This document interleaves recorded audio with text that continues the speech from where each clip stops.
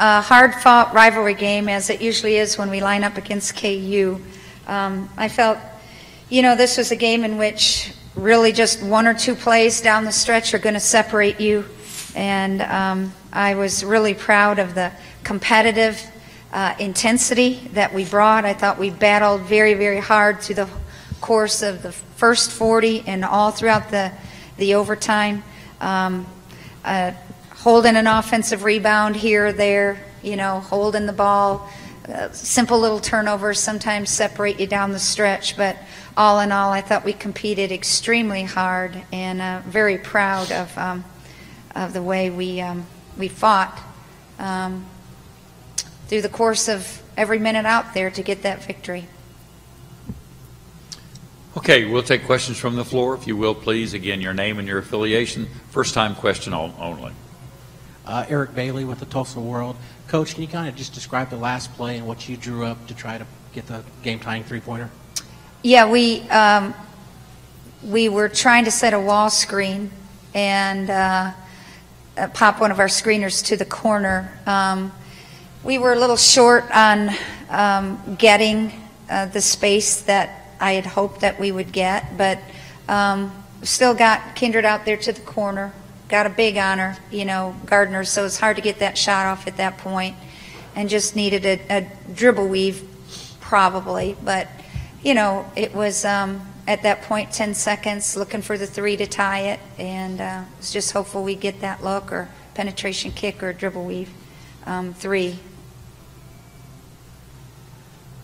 Question on the side. You mentioned Kendra, just the game that her and Brianna had. I know it's tough tonight, but they probably really set themselves up. A big learning experience for the future. Well, I think we've seen great play from Kindred Wiesman through the stretch here. As we've kind of gotten to the second half of Big 12 games, her confidence and her ability to impact the game and make us better really escalated. So I was really proud of her growth. I told Cott in the locker room after the game, this was just a great individual effort, in your last game to show up and put the kind of game on the floor that she did individually tonight was really impressive. You have to, leave your career feeling like it's very disappointing to experience the loss, but her aggressiveness in her overall play tonight was fantastic, I thought. And then with another freshman here, Bree Lewis, again, she's in there battling against one of the best post players in our league, and I thought she was an absolute warrior tonight. Made great plays, defended extremely well with great maturity. She was dialed in, and she's a young lady with a great future ahead of her. And right about now, based on the way she competed this game and the last couple games, you wish we had about 15 more to play, because at that point, she might be turning that 20 into 30, which is pretty scary at this point, but also something really exciting to look forward to. Question in the back left. Jason Kersey from the Oklahoman. Coach, when you were up 16 points early, were you disappointed that you weren't maybe able to keep your foot on the gas a little bit more? Well, at some point they're going to, make a little bit of a run at you. I thought we had a lot of wasted possessions during that period of time. We got a little caught up on not defending the high on-ball screens well. Came out of halftime and I think had that fixed, but we gave them a little bit of momentum there on the defensive end. They started to get some dribble penetration, and most of their points during that period of time were off the dribble and at the rim.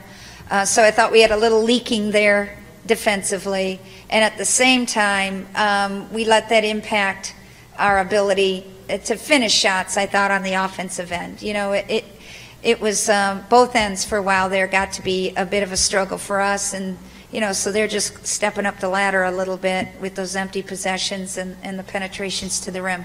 I thought we stopped the bleeding and got it fixed at halftime. Thought the kids stepped up and did a great job making those adjustments and putting the game back at 50-50. Question on the aisle. Katya, it's such a young basketball team. How have you seen them grow as the season progressed this year, and are you looking forward to the future of this basketball program and what they can do? Absolutely. You know, I think the growth that each and every one of our freshmen have shown, let alone to our sophomores and juniors, has been a lot. I think Lou was a huge example of that, along with Kindred and, you know, Letty. Every single one of our freshmen come into the gym every day and want to work hard. And that's something that I think is rare to find in a group of 5 freshmen that have come in. And the competitiveness and the amount of, I guess you could say, accountability we put on each other, I think shows that the progress that we can make. And I think the strides that we've made, you know, this season and with our freshmen just shows the ability that where we can go. And I 110% believe in this team, and I cannot wait to see what they have for next year. They're going to be great. It was build that for us, and it was all of that. You know, couldn't be more proud of the toughness we showed to get it into overtime. Although they get the offensive rebound, but we scored. I mean, think about how many we've been in. Three of our last 8 games or 7 games have been 3 points or less. We've been in more one-possession games than any team in America, I really believe. But we've not found ways to make plays on both ends. And Chelsea's free throws, we get that Dakota gets the 50-50 ball, the loose ball finally, then we get the stop at the end where it's a 3-point game. And in those moments, we've not done that. We've been that close all year, and just excited for the kids that we find a way to get one, and it's that close. Just in case you didn't know, this is the first overtime game we've had in an opening game of the Big 12 Championship Series. Well, why not? So congratulations. Okay, we'll take questions for Coach or our student athletes. If you would, please, name and affiliation, and we'll take questions. We've got a question on the left aisle. Jason Kersey from the Oklahoman. Bonnie, just yesterday you were talking about being down 21-0 to Kansas State the last time you played them. This time you come out and get down pretty big early as well.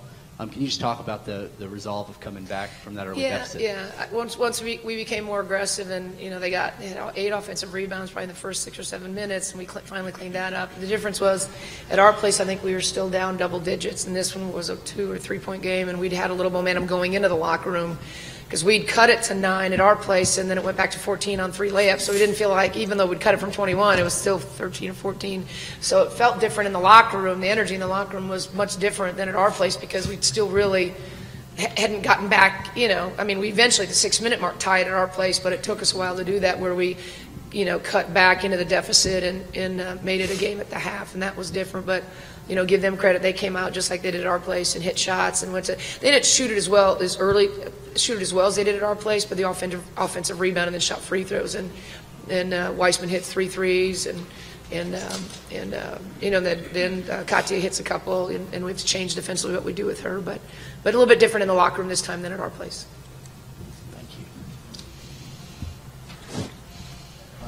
you. Eric Bailey with the Tulsa World. Chelsea, can you talk a little bit about down 6 in overtime, just the resiliency and the fight that you guys had to just capture this game?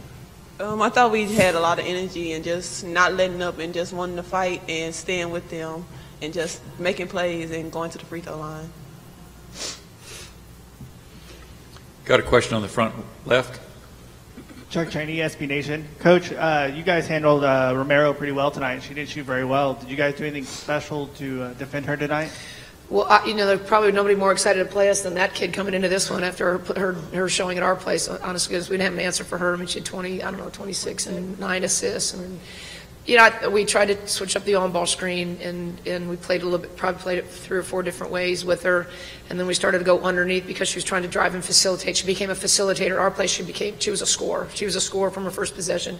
She took 2 pull-up jump shots. So her mentality appeared to be a little bit different in this one early. Where she just got people shot. She did both at our place, but then at times she took over certainly and scored. And the kids got a mid-range game, a 3, and an ability to score at the rim. I thought we were a little bit more disruptive. I thought how we played and switched and tried to switch the matchup a little bit, not give her the same thing the whole time. Although we switched how we played her and screens at our place as well. But I think she became more of a facilitator early here than she did at our place. The kid's good though. Oh, for heaven's sake, she's good. Question on the aisle. Yeah, Cece, actually a question for both the players. You guys get another shot at Baylor tomorrow. It would seem that you guys are one of the few teams in the league that would be extremely confident going into a game against them, considering you beat them the last time you played them. Can you talk about carrying that momentum over from the last time you played Baylor? And keep in mind we play them tomorrow, just a little assist from the head coach. I think it's all about just coming out confident and coming out playing our game. Just the prep that the coaches give us is amazing, and just knowing what we needed to do to put ourselves in a situation to win tomorrow. That's a good Chelsea, senior. That's a good senior answer. I think we just need to fight like we did tonight, and just fight. That's what I feel like we got to do. Got a question on the aisle? Coach, can you talk a little bit about CC's plays down the stretch of regulation, and then free throws are always important in postseason. Chelsea stepped up and hit some big shots. Yeah, probably three of the biggest ones in her career. It's the end one and the two, and to grow the lead and get it to three. And think about it defensively, how much different it feels when it's a 3-point game than it's a 2-point game, because we're switching everything. We're yelling at everybody to get beat off the dribble, let it go to the rim, let it be a 2, it's fine. You know what I'm saying? Where that's a 2-point game, you're worried about matchups. We're probably not switching everything because we're worried about it going to the rim. An offensive rebound, you don't have to go rebound, you just go stay at the 3-point line. So those free throws turn it into a 3-point game, but defensively it's a whole lot different. And we've been in those games where we needed a 3, and same thing happens to us. It's hard to get a good look at it because everybody's switching and pushing you up, running you off the line. And it was nice for us to be in that situation where it was a 3 and not a 2-point game. But yeah, Cece was aggressive and got to the rim and made good plays. And Nat could be sitting up here with us too, because she drove it and got fouled and made free throws. And when you look at a game like that about being able to score, when you're down 6, you better find a way to score when the clock's not running. I mean, honestly, and that's where we get back in it, because all those are, how many of those are when the clock's not running? Because we get back in it because I'm starting to talk to them about who we're going to foul. Yeah. We call it black on, and then all of a sudden we're back in it, and I'm going 50. They're looking, and I think for a second, I was worried for a second they were going to try to foul, because I don't think they realized they got themselves back in it in 2 possessions because of the N1s and the free throws. Questions for Coach or our student athletes? Got a question on the right? Jerry Hill, Baylor Bear Insider. Coach, can you talk about that matchup and just what you were able to do against them last time? Well, we played a similar defense with them, and we played the same thing we did when they had Griner. It's the exact same thing, and Iowa State has played it with them, against them as well. I think you're not going to – I don't think it's possible to slow down. I haven't seen the Iowa State game where she has 11. I haven't watched that yet. I watched our game with them and what we did defensively. And I thought our coverage was good. I thought we kind of hedged and got back and recovered and didn't really commit. And with her, we did what we just talked in the locker room. We said, okay, what killed us the first 5 minutes? They all said it. She offensive rebound on us. For a guy that we're trying to keep from touching the ball, she shot it and got her own rebound. Other guys shot it, and she got those rebounds, because it's 15, 16 to 3 at one point. They got all over us right away, and then we kind of got back in it, 1 possession at a time. We got some rebounds. We scored in transition. We rebounded the ball. Then they changed how they kind of played in the second half and kind of answered that. But they had to defend, and she's.